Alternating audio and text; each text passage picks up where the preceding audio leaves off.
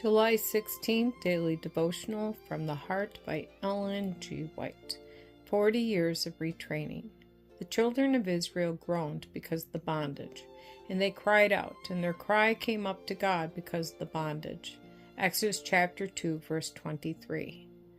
Moses had become in every sense a great man. As a writer, as a military leader, as a philosopher, he had no superior.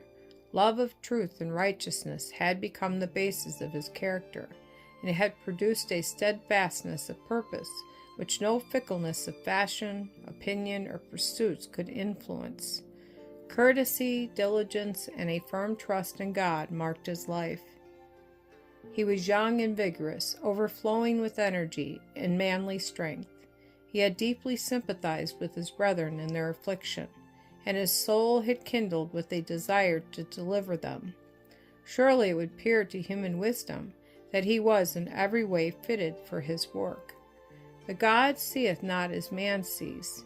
His ways are not our ways. Moses is not yet prepared to accomplish this great work. Neither are the people prepared for deliverance.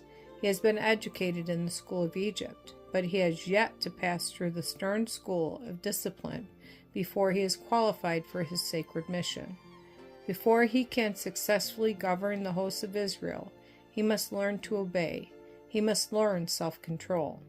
For 40 long years he is sent into the retirement of the desert, that in his life of obscurity, in the humble work of caring for the sheep and lambs of the flock, he may gain the victory over his own passions.